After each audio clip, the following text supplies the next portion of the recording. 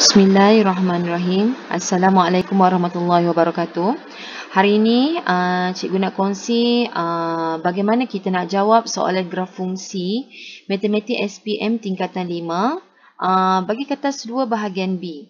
Okey, untuk bab graf fungsi ini kita dah tahu kita mempunyai 3 jenis ataupun 4 jenis graf yang kita akan lukis bagi topik ini, iaitu yang pertama graf linear, kuadratik, kubik dan juga salingan.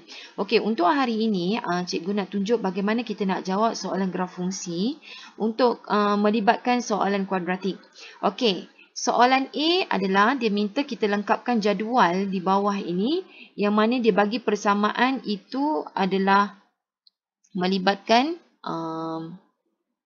kuadratik. Okey, y sama dengan negatif 3x kuasa 2 tambah 6x tambah 13. Okey, sebelum itu diingatkan sebelum kita jawab soalan sebenarnya pelajar boleh terus membuat lakaran terlebih dahulu apabila melihat persamaan yang diberi. Okey, bila kita lihat di sini nilai A kita adalah negatif 3.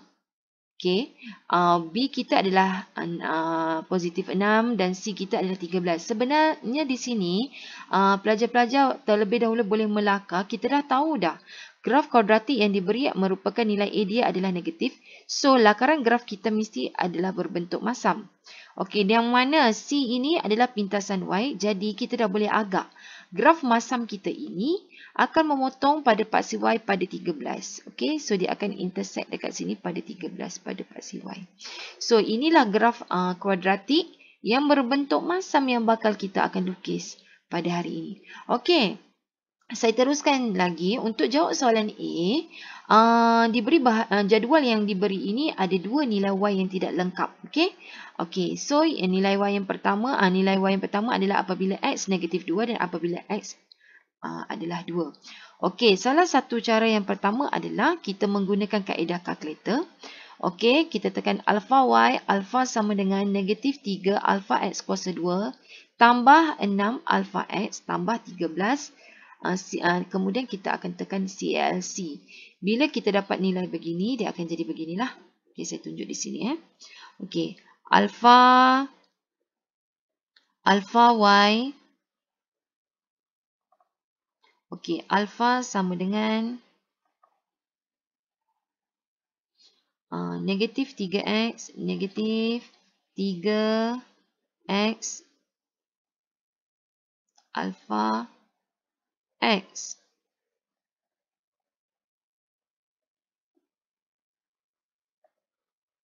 Alfa x kuasa 2. Okey, tambah 6 alfa X tambah 13. Kemudian kita akan klik CLC. Dekat sini dia tanya berapa nilai X. So kita masukkan nilai X kita sekiranya X negatif 2. So kita akan terus dapat jawapan kita adalah negatif 11.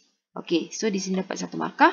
Kemudian apabila X kita cari lagi untuk nilai X yang kedua iaitu bila X adalah 2. So kita akan dapat nilai Y kita adalah 13. Okey, itu kaedah yang pertama. Ataupun kaedah yang kedua adalah pelajar hanya ganti masuk sahaja setiap nilai X ini dalam tempat X. Okey, kita masukkan ganti masuk sahaja seperti begini. Ini cikgu tersilap type lah. Negatif 3, masukkan nilai X negatif 2 kuasa 2. Kita masukkan terus sahaja dalam kalkulator. Okey, katakanlah begini.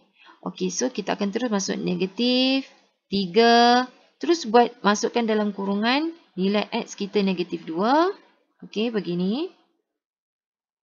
Kuasa 2. Tambah 6X. Tambah X kita apa tadi? Negatif 2.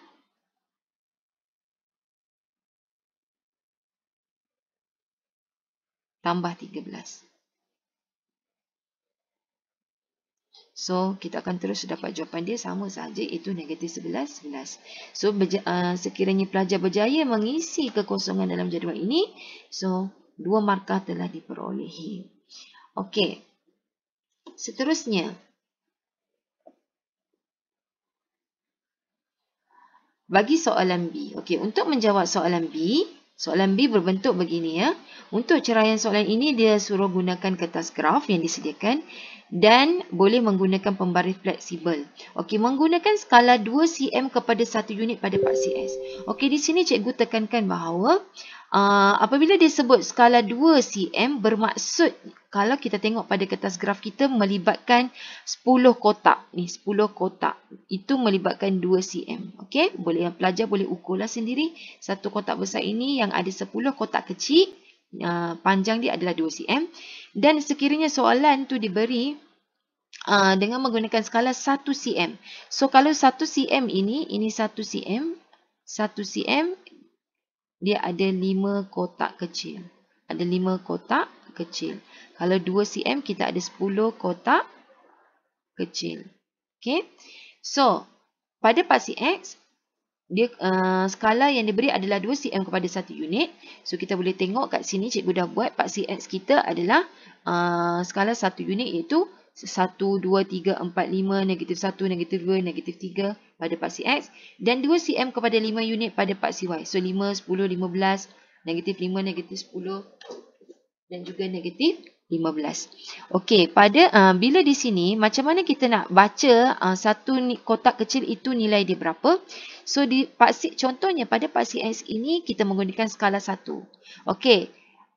Satu kotak besar ini ada 10 kotak kecil. Iaitu bila 2 cm 10 kotak kecil. Jadi cara dia adalah 1 bahagi dengan 10 kotak. So kita akan dapatlah nilai satu kotak kecil kita 0.1. Jadi 0.1, 0.2, 0.3 sehingga 0.9 dan 1. 1.1, 1.2. Okey, jelas? Okey. Dan kemudian sekiranya kita paksi Y kita adalah pada skala 5, 10, 15. So 5 kita bahagi dengan 10 kotak. Jadi 0.5 bagi nilai satu kotak kecil. Okey, sekarang kita nak cuba lukis graf kuadratik kita. Okey, ini graf yang sudah cikgu lukis. Okey, ini yang kita akan perolehi iaitu graf kuadratik yang memotong pada paksi Y. Okey, pada 13. Okey. Bila kita pergi pada soalan C, daripada graf cari nilai Y bila X kita negatif, bila X kita 3.5. So, sebenarnya kita boleh cari saja daripada graf kita. Bila X kita 3.5. So, kita cari 3.5 pada paksi X. Lepas tu, kita buat putus-putus. Kalau kita nak naik ke atas, tidak akan bertemu dengan graf. Jadi, kita kena turun ke bawah. Bila kita turun ke bawah, kita akan bertemu graf kuadratik. Berhenti di situ, kita buat putus-putus dan kita baca nilai paksi Y. Okey.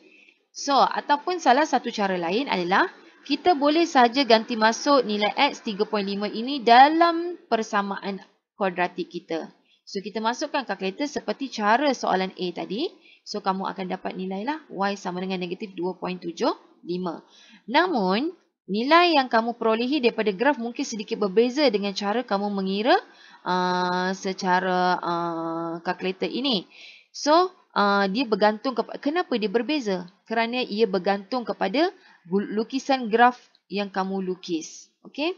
Okey, jadi untuk soalan C2 Roman, cari nilai negatif bagi nilai X bila nilai Y kita adalah negatif 6. So, kalau kita nak cari pada graf, kita pergi pada paksi Y bila Y kita 6. So, di sinilah nilai Y kita 6. So, Y kita 6 di sini. Okey, jadi kita boleh cari, kita akan bergerak ke kanan dan juga bergerak ke kiri. Jadi, disebabkan soalan dah bagi tahu, dia nak hanya nilai X yang positif. So, kita masuk, ambil sahaja pergerakan ke belah kiri, kita cari nilai X kita, kita akan dapat nilai di sana. Iaitu negatif 1.7. Ataupun, itu adalah menggunakan cara carian di graf. Cara kaedah yang kedua adalah, pelajar boleh juga mengambil persamaan asal iaitu Y sama dengan negatif 3X kuasa 2 tambah 6X tambah 13. So, kita ganti masuk sahaja nilai Y negatif 6 tadi ke tempat Y. Okey. Kemudian, kita pindahkan ke sebelah sini, dia akan jadi positif 6. Okey, cikgu susun balik persamaan dalam bentuk kita akan dapat begini. Okey. Apabila persamaan sudah dalam bentuk ARM, syarat untuk kita menggunakan mencari nilai-nilai X menggunakan kalkulator adalah dengan cara menggunakan EQN. Tapi syarat dia adalah nilai A kita mesti positif. So, di sini sebenarnya cikgu telah mendarabkan dengan negatif 1.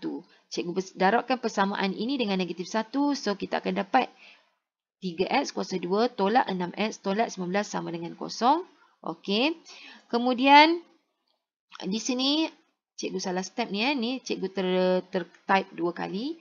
Kamu tekan mode 3 kali, tekan EQN, pilih nombor 1, pilih degree, pilih 2, kita masukkan nilai A kita berapa di sini? A adalah 3, tekan sama dengan, B kita negatif 6, tekan sama dengan, C kita adalah negatif 19, tekan sama dengan.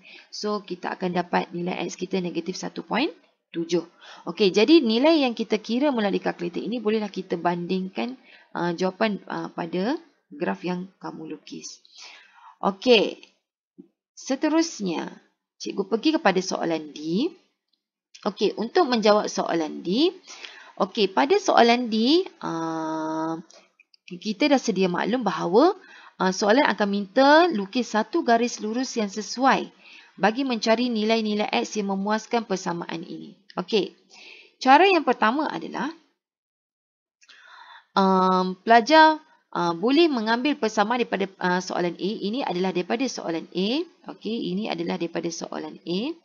Kemudian, yang ini adalah daripada soalan D.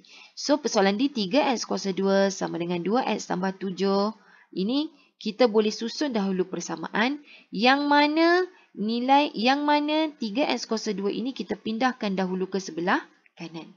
Okey, jadi kita dah membentuk satu persamaan bentuk ARM iaitu negatif 3X kuasa 2 tambah 2X tambah 7. Okey, pada step ini kita dah ada dua persamaan yang cikgu telah highlightkan dengan warna kuning ini. Ini yang persamaan pertama, yang ini persamaan yang kedua. Okey, cikgu cuba susun dalam bentuk jadual bagi pelajar-pelajar yang masih lagi tidak faham bagaimana nak membentuk persamaan linear di sini. Okey. Sebenarnya di sini kita perlu membentuk persamaan garis lurus iaitu Y sama dengan MX tambah C. Okey. Jadi cikgu ulang lagi sekali, kita ambil persamaan daripada soalan A dan kita ambil persamaan daripada soalan D. Soalan D tadi kita susun dahulu dalam bentuk ARM. Okey, dalam jadual ini cikgu telah asingkan kepada 3 kolom iaitu kolom yang pertama adalah untuk keluarga X kuasa 2. Kolom yang kedua adalah untuk keluarga BX iaitu X dan kolom yang ketiga adalah melibatkan C. Untuk persamaan pertama cikgu susun dulu Y sama dengan. Okey, cikgu masukkan nilai A kita berapa untuk X kuasa 2? A kita adalah negatif 3. B kita adalah positif 6. C kita adalah positif 13. Okey, untuk persamaan yang kedua, kosong kita letak berpasang dengan Y sama dengan kita salin balik di sini. Apakah perkali untuk X kuasa 2 bagi persamaan yang kedua? Iaitu negatif 3. Kemudian positif 2 iaitu C kita pula kita dapat positif 17. Okey, di sini untuk menyelesaikan persamaan ini, kita cuba buat supaya nilai A kita ini adalah sama. Okey, persamaan 1 dan persamaan 2 mempunyai nilai A yang sama. Okey, di sini adalah negatif 3 dan sini adalah negatif 3. Okey, apabila simbol A adalah sama, iaitu sama ada dua-dua positif 3 atau dua-dua negatif 3, kita terus boleh menggunakan operasi tolak. So, andai katalah bila andai kata persamaan yang pertama ini adalah positif 3X kuasa 2 tambah 6X tambah 13. Nilai A kita positif. So, soalan D itu kita boleh pindahkan positif 2X tambah 7 inilah yang kita pindahkan ke sebelah kiri supaya apa? Supaya nilai A bagi persamaan 1 dan nilai A bagi persamaan kedua itu dua-dua mempunyai nilai yang positif. So, bagi soalan ini, kebetulan soalan nilai A sudah sama iaitu dua-dua negatif 3. So, bila dua-dua nilai A kita adalah negatif iaitu sama simbolnya, so kita hanya boleh menggunakan operasi tolak. So di sini boleh sahaja kita terus sahaja tekan kalkulator lah. Negatif 3 tolak negatif 3 dapat. Jadi nilai untuk X kuasa 2 sudah terhapus. Positif 6 tolak positif 2 kita dapat 4. So ini untuk keluarga X tulis 4X. Dan C kita 13 tolak positif 7 kita akan dapat 6. So di sini kita dah dapat persamaan Y sama dengan MX tambah C. Okey. So bagaimana pula kita nak lukis dan bagaimana pula kita nak mencari titik titik-titik persilangan. Okey, sekarang ini kita boleh buat adalah dengan cara 3x kuasa 2 sama dengan 2x tambah 7 persamaan daripada soalan D itu, kita boleh susun dia dalam bentuk seperti begini. Okey? Memandangkan syarat untuk tekan kalkulator mencari nilai-nilai X ataupun membuat pemfaktoran menggunakan kalkulator, syarat dia A sudah positif. So kita susun dahulu biar 2X ini pindah ke sini jadi negatif, positif 7 pindah ke sebelah kiri jadi negatif. So kita dah sudah bentukkan bentuk So kita tekan sahaja seperti tadi, mod 3 kali, EQN 1, degree 2, A1 kita masukkan 3 sama dengan, B1 kita masukkan negatif 2, tekan sama dengan, C1 kita masukkan negatif 7, kita tekan sama dengan. So kita akan dapat nilai-nilai X kita ada 2, iaitu 1.9 dan juga negatif 1.2. Okey. Bagi pelajar yang tidak tahu untuk lukis garis lurus, pelajar-pelajar boleh menggunakan cara ini, iaitu reverse teknik, yang mana kita boleh mengambil nilai-nilai titik persilangan ini sebagai satu trik lah untuk menjawab. Ambil nilai-nilai negatif 1.2 dan 1.9 itu tadi, kita pergi pada graf kuadratik yang telah kita lukis sebelum ini. Okey, negatif 1.2 kita cari pada paksi X. Okey, kita cari pada paksi X dan kita cari 1.9 pada paksi X juga. Kita bergerak ke atas. Okey, bergerak ke atas sehingga bertemu graf, kita plot. Kita cari lagi negatif 1.2, kita bergerak ke atas, kita plot dan kita sambungkan sahaja dua titik itu, maka terbentuklah garis lurus. Okey, sekian sahaja perkongsian cikgu hari ini. Semoga bermanfaat. Selamat maju jaya. Assalamualaikum warahmatullahi wabarakatuh.